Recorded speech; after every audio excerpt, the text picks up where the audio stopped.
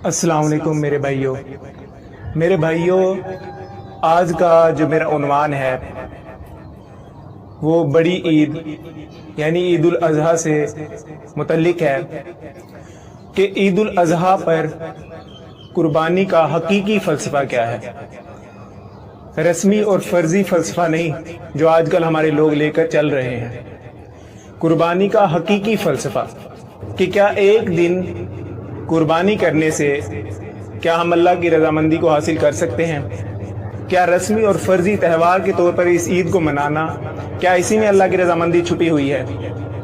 تو اس پر میں قرآن مجید کا فلسفہ اپنے اس پہلے حصے میں بیان کروں گا کہ قرآن مجید کی آیات سے ہمیں قربانی کا فلسفہ کیا سمجھ آتا ہے۔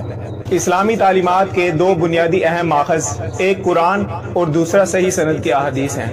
ان دونوں میں قربانی سے ریلیٹڈ جتنے بھی الفاظ استعمال کیے گئے ہیں، سب سے پہلے ان کا ہم لغت میں معنی دیکھیں گے تو قرآن مجید اور صحیح سند کی احادیث میں قربانی کے لیے 5 الفاظوں کا استعمال کیا گیا ہے۔ سب سے پہلا قربانی لفظ نکلا ہے قرب سے، یعنی کہ اللہ کا قرب حاصل کرنا، اللہ کی خوشنودی حاصل کرنا۔ دوسرا لفظ ہے ذبح، یعنی کاٹنا، اچھی طرح کاٹنا۔ اسی طرح تیسرا لفظ ہے ہدا، یعنی اطمینان حاصل کرنا، سکون کا ذریعہ۔ چوتھا لفظ ہے ہدیہ، یعنی اللہ کی راہ میں دے دینا۔ پانچواں لفظ ہے نہر، یعنی گلے پر مارنا، یعنی اچھی طرح گلا کاٹنا۔ یہ تمام معنی قربانی کے معنی میں صادق آتے ہیں۔ قربانی یعنی اللہ کے حضور وہ طریقہ جو نبی صلی اللہ علیہ وسلم نے ہمیں تعلیم دیا ہو، اس کے ذریعے اللہ کی خوشنودی حاصل کرنا۔ اور وہ سنت یہ ہے کہ جانور کو ذبح کیا جائے اس فکر کے ساتھ کہ اللہ کی اطاعت کو محفوظ رکھا جائے، کہ جیسے اس جانور کی قربانی میں دے رہا ہوں، آیا وقت آنے پر میں اپنی قربانی بھی اللہ کے حضور پیش کر دوں گا۔ یہ اس قربانی کا اہم فلسفہ ہے۔ تو اس پر میں قرآنی آیات بھی پیش کروں گا۔ قرآن مجید میں سب سے پہلی قربانی کا جو میں تذکرہ بیان کروں گا، جو فلسفہ بیان کروں گا، وہ سیدنا آدم علیہ السلام کے 2 بیٹوں کی قربانی کا تذکرہ ہوگا۔ سورۃ المائدہ کی آیت نمبر 27 سے 29 تک۔ اور انہیں آدم کے دونوں بیٹوں کا قصہ ٹھیک سنا دیجئے۔ جب ان دونوں نے قربانی پیش کی تو ان میں سے ایک کی قربانی تو قبول کی گئی مگر دوسرے کی قبول نہیں کی گئی۔ سیدنا آدم علیہ السلام کے دونوں بیٹے ہیں، دونوں صحابی ہیں، ان میں سے اللہ تعالیٰ فرما رہا ہے کہ ایک کی قربانی قبول ہوئی، دوسرے کی نہیں ہوئی۔ Point to be noted.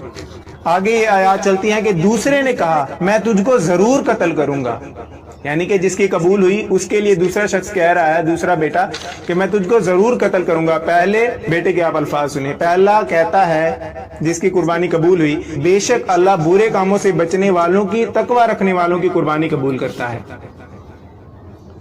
تو یہاں پر میرے بھائی یہ بات سمجھنے کی ہے، قربانی کا فلسفہ اسی ایک آیت میں آ گیا ہے کہ قربانی اللہ تعالیٰ اس شخص کی قبول کرے گا جو تقوی رکھنے والا ہے، جو اللہ تعالیٰ کے احکامات سے ڈر جانے والا ہے، جو اللہ تعالیٰ کی نافرمانی کرتے ہوئے کانپ اٹھتا ہے۔ یہاں پر کسی قسم کی کوئی نسبت فائدہ نہیں دے گی اس آیت کی روح سے کہ دونوں سیدنا آدم علیہ السلام کے بیٹے ہیں، دونوں صحابی ہیں آدم علیہ السلام کے۔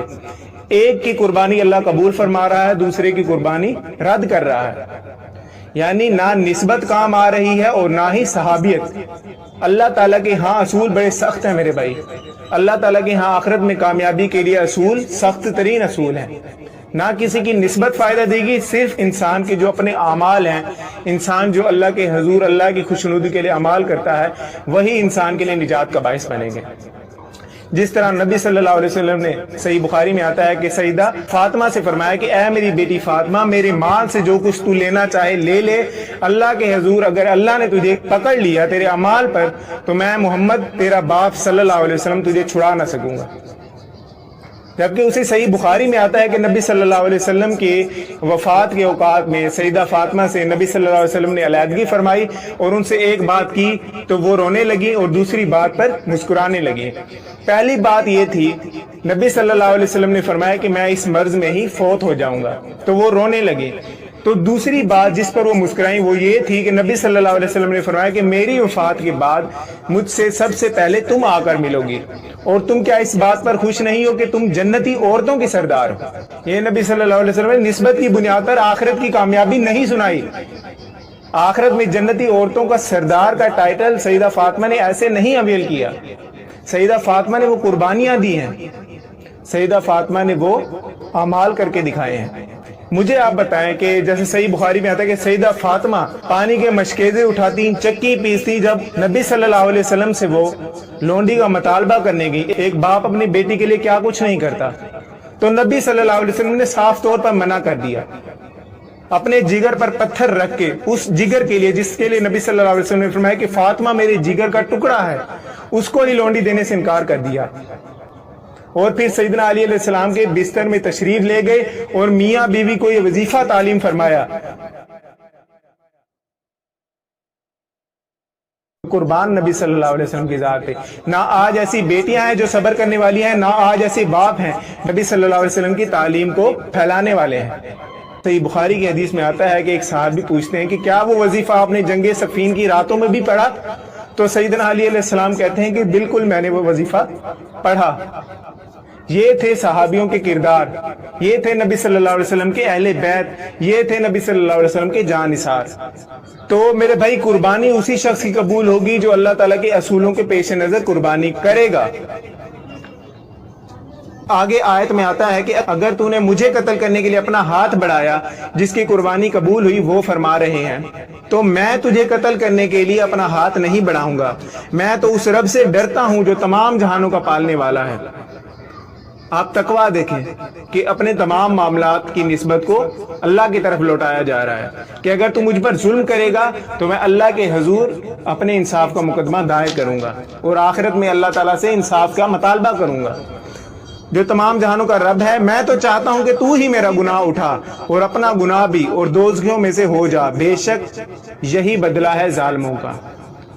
آپ اندازہ کریں کہ حضرت آدم علیہ السلام کے ایک بیٹے نے جس کی قربانی قبول ہوئی، وہ دوسرے کو کہہ رہے ہیں کہ اگر تو نے مجھے قتل کیا تو میرے گناہوں کو بوجھ تم پر آ جائے گا اور تو دوزخیوں میں سے ہو جائے گا، یعنی کہ یہ تیرا عمل جو ہے یہ دوزخیوں والا ہوگا۔ اس سے دو نتیجے نکلتے ہیں، یعنی متقی شخص اپنے اوپر ہونے والے تمام ظلم زیادتی کو اللہ تعالیٰ کی طرف نسبت دیتا ہے کہ اللہ کے حضور میں اس مقدمے کو دائر کرتا ہوں اس دنیاوی اعتبار سے، اور آخرت میں اللہ تعالیٰ تجھ سے انصاف لے کر مجھے دے گا۔ دوسرا نتیجہ یہ نکلتا ہے کہ قربانی صرف جانور کی نہیں دی جائے گی، بلکہ جانور کی قربانی کے ساتھ ساتھ انسان اپنے اندر نفسانی خواہشات کی صورت میں پیدا ہونے والی اللہ کی نافرمانی کو بھی قربان کر دے کہ اے اللہ میں تیرا فرما بردار بنتا ہوں۔ قربانی اصل میں اللہ کی اطاعت کی فکر ہے کہ انسان اللہ کی اطاعت کے لیے ہی تمام معاملات سر انجام دے، کہ اس قربانی کے ساتھ ساتھ یہ بھی تصور رکھے کہ اللہ کی بارگاہ میں نے دیگر معاملات بھی اپنے اللہ کے حکم کے مطابق ڈھالنے ہیں، اللہ کے حکم کے مطابق دیگر معاملات لے کر چلوں گا۔ اللہ کی مخالفت میں اٹھنے والے تمام ارادوں کو وہیں پر دبا دینا، یہ ہے قربانی۔ قربانی کی سنت جو کہ بنیاد ابراہیم علیہ السلام ہے، تو اب سیدنا ابراہیم علیہ السلام کا بھی تذکرہ ضروری ہے۔ اسی طرح یہ سنت ابراہیمی ہے، یہ جو ہم قربانی دیتے ہیں جانور کی، یہ سیدنا ابراہیم علیہ السلام کی سنت ہے۔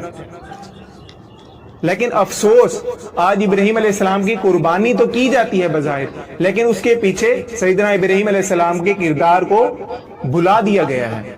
اس کردار کی بنیاد کو ہم بھول چکے ہیں کہ جس کردار کی بنیاد پر اللہ تعالیٰ نے انہیں اس قربانی کی آزمائش میں ڈالا۔ قربانی کے پیچھے، قربانی کی سنت کے پیچھے ایک کردار جو کہ نہایت ہی خوبصورت کردار ہے، وہ سیدنا ابراہیم علیہ السلام کا کردار ہے کہ اللہ تعالیٰ نے قرآن میں ان کی توحید کا تذکرہ کیا ہے کہ سیدنا ابراہیم علیہ السلام کی قربانی کی یہ سنت جو جانور کی صورت میں اللہ کے ہاں ہم کرتے ہیں، اس کے پیچھے سیدنا ابراہیم علیہ السلام کی سینکڑوں قربانیاں ہیں کہ سیدنا ابراہیم علیہ السلام کو جب اللہ تعالیٰ نے آزمایا تو وہ کامیاب ہوئے، چاہے وہ اپنی جان پیش کرنے کی صورت میں ہو، چاہے وہ حکمران کے خلاف توحید کے علم کو بلند کرنے کی صورت میں ہو، چاہے وہ اپنے باپ جو کہ اللہ کا نافرمان تھا، جو کہ مشرک تھا، اس کے خلاف توحید کی دعوت کو لے کر چلنے کی آزمائش ہو، सैयदना इब्राहीम अलैहिस्सलाम तमाम आजमाइशों में कामयाब हुए।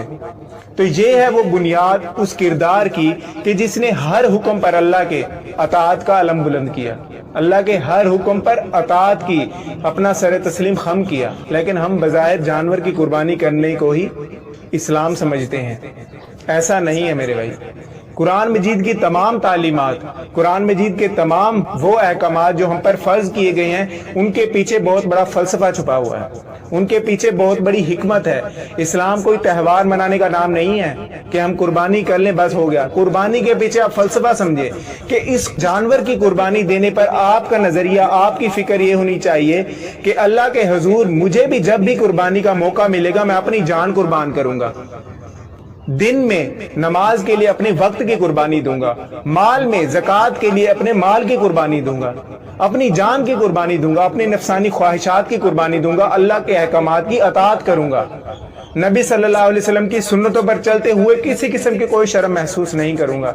ये है कुर्बानी। यह कुर्बानी का इतना बड़ा फलसफा है मेरे भाई। कुर्बानी हम जानवर लेते हैं, उस बेजुबान जानवर को कुर्बान करने से हमें कैसे तकवा हासिल हो सकता है? किसी भी जानवर की कुर्बानी से, बेजुबान जानवर की कुर्बानी से हम मुत्तकी कैसे बन सकते हैं? हम फलसफे को समझे ही नहीं है। अल्लाह ताला को जानवर की कुर्बानी नहीं चाहिए। अल्लाह ताला उसका ना गोश्त खाता है ना उसका खून देखता है। अल्लाह इंसान की तकवे की नीयत को देखता है और उसी तकवे की नीयत पर इंसान की कुर्बानी कबूल की जाती है। इसी तरह मेरे भाई मैं ये बताना चाहता हूं कि कुर्बानी करना काफी नहीं है, ये सुन्नत इब्राहिमी जाहिरी तौर पर अदा करना काफी नहीं है। इसके पीछे अपनी बुनियाद बनाएं, किरदार इब्राहिमी अपने अंदर लाएं। इसका मतलब ये है कि लोगों को कुर्बानी से मना नहीं किया जाएगा कि लोग कुर्बानी ना करें। इसका मतलब ये है कि इस कुर्बानी के साथ साथ अल्लाह की अताअत की फिक्र भी दिल में पैदा करें। इन कुर्बानियों का, इन इबादात का जब तक उसके मकसद के पेश नजर हम उस इबादत को सरंजाम नहीं देंगे तो कुर्बानी या कोई भी इबादत अपने मकसद से खाली होगी तो वो मेरे भाई जीरो होगी। इसीलिए मैं कहता हूं कि इन तमाम अहकामात के पेश नजर एक फिक्र पैदा करें जो उस मकसद से रिलेटेड हो। नमाज है तो बेहयाई बुराई से रोकेगी, तो आपके दिल में ये होना चाहिए कि मैं नमाज पढ़ रहा हूं तो आया मैं अपने दीगर मामलात की दुरुस्तगी करूंगा। अगर ये फिक्र नहीं है तो आपकी नमाज नहीं है। फवैलुल लिल मुसल्लीन, आप पर यह फतवा लगेगा कि हलाकत है ऐसे नमाजियों के लिए, बर्बादी है ऐसे नमाजियों के लिए जो अपनी नमाजों से ही गाफिल हैं, कि मकसद ही नहीं देख रहे कि नमाज का मकसद क्या है। अल्लाह के हुजूर नमाज बेहयाई बुराई से रोकेगी। इंसान 5 वक्त नमाज अदा करता है, उसके बाद उसके अमाल की दुरुस्तगी होनी चाहिए, दीगर तमाम मामलात अल्लाह के हुक्म के मुताबिक होने चाहिए। तो लिहाजा इस फिक्र को पैदा करना मकसद है, ना कि किसी शख्स को मैं ये कह रहा हूं कि वो कुर्बानी ना करे। मैं कह रहा हूं ये फिक्र पैदा करो कि अल्लाह की अताअत में तमाम चीजें अपनी कुर्बान कर दो, अपनी जान, अपनी माल, अपनी नफसानी ख्वाहिशात। सूरत बकरा की आयत नंबर 124 में आता है जिसमें सैयदना इब्राहीम अलैहिस्सलाम की तमाम आजमाइशों का, तमाम कुर्बानियों का अल्लाह ने तज़किरा किया है कि जब इब्राहीम अलैहिस्सलाम को इनके रब ने कई बातों में आजमाया, इन्होंने इन तमाम आजमाइशों में कामयाबी पाई। अल्लाह ने इनसे कहा कि मैं तुम्हें लोगों का इमाम बनाने वाला हूँ। इब्राहीम अलैहिस्सलाम ने पूछा और मेरी औलाद को भी? अल्लाह ने फरमाया मेरा अहद जालिमों के साथ नहीं है, यानी तेरी औलाद में जो भी जालिम होंगे, जो कि अल्लाह के दीन के दुश्मन होंगे, अल्लाह की तालीमात के दुश्मन होंगे, उनको इमाम नहीं बनाऊंगा। और बैतुल्लाह की बुनियाद भी इसी शख्स ने रखी, सैयदना इब्राहीम अलैहिस्सलाम ने, जो कि बिल्कुल मुआहिद थे, किसी किस्म का कोई शिरक नहीं था, अल्लाह ताला के एक होकर इबादत करने वाले थे। अल्लाह ताला ने इनको, सैयदना इब्राहीम अलैहिस्सलाम को पूरी उम्मत करार दिया। अल्लाह ताला के यहाँ क्वालिटी की वैल्यू है, क्वांटिटी की वैल्यू नहीं है। सैयदना इब्राहीम अलैहिस्सलाम अकेले को अल्लाह ने उम्मत करार दिया कि इनका ईमान, इनका तकवा एक पूरी उम्मत के बराबर है, कि अल्लाह ताला की फर्मा बरदारी, अल्लाह ताला की अताअत इन्होंने इस तरह की कि पूरी आजमाइश में कामयाबी पाई। अल्लाह ताला ने गवाही दी। तो इनकी कई आजमाइशों को मैं तज़किरा करना चाहता हूं कि जवानी में औलाद ना देने की सूरत में आजमाइश हो, वालिद के कुफर की सूरत में आजमाइश हो, वतन से निकालने की सूरत में आजमाइश हो, जालिम जाबिर हुक्मरानों के खिलाफ तौहीद के अलम को बुलंद करने की आजमाइश हो, अपनी जान पेश करने की आजमाइश हो, बुढ़ापे में औलाद की नेमत देकर कुर्बानी के हुक्म देने की आजमाइश हो। तमाम में सैयदना इब्राहीम अलैहिस्सलाम ने कामयाबी पाई, तमाम आजमाइशों का सामना किया अल्लाह के फजल से। इब्राहीम अलैहिस्सलाम ने अल्लाह के अहकामात पर हमेशा रजामंदी के लिए, अताअत के लिए सर तस्लीम खम किया। इसके बदले में अल्लाह ने भी इनको इमाम बना दिया।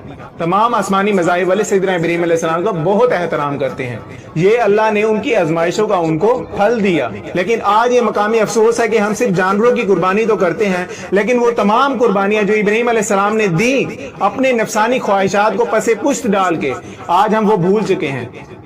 जबकि कुर्बानी इसी बात का दर्ज देती है, सैयदना इब्राहीम अलैहिस्सलाम की कुर्बानी इसी बात का दर्ज देती है। अल्लाह ताला ने उनको ख्वाब में ये दिखाया कि वो अपने बच्चे को ज़िबा कर रहे हैं, जबकि उनका बच्चा, जब उन्होंने हकीकी तौर पर इन कुर्बानी के आजमाइश को पूरा किया तो उनका बच्चा अल्लाह ताला ने जिंदा बचा लिया। सैयदना इब्राहीम अलैहिस्सलाम की कुर्बानी पूरी नहीं हुई, लेकिन अल्लाह ने उनकी कुर्बानी मान ली। यानी इंसान की नीयत पर इंसान की कुर्बानी के कबूल होने की शर्त रख दी गई कि सैयदना इब्राहीम अलैहिस्सलाम ने बच्चे को लिटाया, छुरी हाथ में उठाई और कुर्बानी देने लगे। अल्लाह के हुक्म से अल्लाह ने उनको बचा लिया। उन्होंने अपनी नीयत में उनको कुर्बान कर दिया था। तो इंसान की नीयत पर उसकी कुर्बानी छुपी हुई है। जिस तरह सही बुखारी में आता है कि नबी सल्लल्लाहु अलैहि वसल्लम ने फरमाया कि अल्लाह को याद करने वाला और अल्लाह को भूल जाने वाले की मिसाल ऐसी है कि जैसे जिंदा और मुर्दा की। यानी जो अल्लाह की जात से ही गाफिल है, जो अल्लाह के जिक्र को ही भूल चुका है, अल्लाह की जात को ही बुला बैठा है अपने अमाल की सूरत में, अपने बज़ाहिर अमल की सूरत में, तो वो मुर्दा शुमार किया जाएगा। वो जात जिसने उसको पैदा किया उसी जात को बुला बैठा है, उसी के हकूक की अदायगी नहीं कर रहा, उसी की नाफरमानी में लगा हुआ है। और शैतान जो कि अल्लाह का सबसे बड़ा दुश्मन है, उसकी अताअत उसने कबूल कर ली, अल्लाह की नाफरमानी की, उसकी अताअत कबूल की, तो वो मुर्दा शुमार किया जाएगा। अल्लाह के यहाँ वो जिंदा ही नहीं है, चाहे वो कुर्बानी करे, चाहे नमाज पढ़े। अल्लाह की याद इंसान के दिल में होनी चाहिए। इंसान की फर्मा बरदारी की अलामत है कि इंसान जिंदा है और अक्लमंद है कि उसने इस दुनिया में रहते हुए अल्लाह की जात को पहचान लिया और अपने आखिरत के अंजाम को बेहतर कर लिया। इन कुर्बानियों के साथ आपकी इस कुर्बानी को कबूल किया अल्लाह ने। ऐसे नहीं सैयदना इब्राहीम अलैहिस्सलाम की कुर्बानी को कबूल किया, पीछे तमाम कुर्बानियों का अल्लाह ताला ने तज़किरा किया। सूरतुल बकरा की आयत नंबर 124 में, सूरतुल हज की आयत नंबर 37 में आया कि ना अल्लाह को इन जानवरों का गोश्त पहुंचता है ना इनका खून। ये कुर्बानी का फलसफा आ रहा है इस आयत में। मगर हाँ, तुम्हारा तकवा जरूर पहुंचता है कि वो जो के दिलों में हम अल्लाह का एहतराम करते हैं, अहकामात का, और हमने इन जानवरों को तुम्हारे ताबे कर दिया है ताकि तुम अल्लाह की तकबीर बुलंद करो और नेक लोगों को बिशारत दे दो। नेक लोगों के लिए अल्लाह ताला ने कुर्बानी पर बिशारत देने का हुक्म दिया है। नेक लोगों से मुराद वो जो अल्लाह ताला के अहकामात पर लब्बैक कहते हैं। मेरे भाई, इस आयत में मेरा एक सवाल है कि एक बेजुबान जानवर को ज़िबा करने से हमारे दिल में कैसे तकवा पैदा हो सकता है? तो लिहाजा इस कुर्बानी का फलसफा वही दुरुस्त है कि इस कुर्बानी में अल्लाह की अताअत की फिक्र छुपी हुई है कि इंसान फिक्र करे कि यार ये जानवर मैं कुर्बान कर रहा हूँ, आया मैं नमाज पढ़ रहा हूँ, आया मेरे दीगर मामलात दुरुस्त हैं, आया मेरे दीगर मामलात की वजह से मेरी इस नेकी के ज़ाया होने का अंदेशा ना हो कि मेरे तमाम इन नेकियों में की गई मेहनत अल्लाह के हुजूर जीरो हो जाए। तो ये तमाम इबादत हमारे दिल में ये फिक्र पैदा करती हैं कि हम अपने दीगर मामलात भी दुरुस्त करें। लिहाजा मेरे भाई, एक दिन की कुर्बानी का तसव्वुर रस्मी और फर्दी है। ये तमाम जो हम कुर्बानियां करते हैं अक्सर ये दीन की बदनामी का बाइस बनी हुई है कि तमाम लोग जो कि पूरा साल बेनमाजी रहते हैं, अल्लाह ताला के अहकामात की नाफरमानी करते हैं, सूदी मामलात में मुलविस होते हैं, कुर्बानी उनकी देख लें आप। अगर आपके दिल में तकवा है, आपके पास माल नहीं है, दौलत नहीं है, कोई मसला नहीं, अल्लाह ताला के यहाँ आपकी कुर्बानी कबूल हो जाएगी। ये कि आपकी नीयत हो, आपके पास माल नहीं है, आप कुर्बानी की नीयत कर लें कि अल्लाह मैं तेरे दीगर अहकामात पर लब्बैक कहता हूँ, तो अगर मेरे पास कुर्बानी का माल होता तो मैं तेरे कुर्बानी के हुक्म पर भी लब्बैक कहता। ये नीयत इंसान की कुर्बानी के लिए काफी होगी। जैसे शेर में कहा है मैंने कि थी सुन्नत जो मुस्लिम की कभी हुई रस्म न सुन्नत वो रही, बाकी तो है अब रस्म ज़िबा फलसफा कुर्बानी बाकी नहीं। जिंदा तो है सुन्नत इब्राहीम की, किरदार इब्राहीमी है कहाँ कहीं।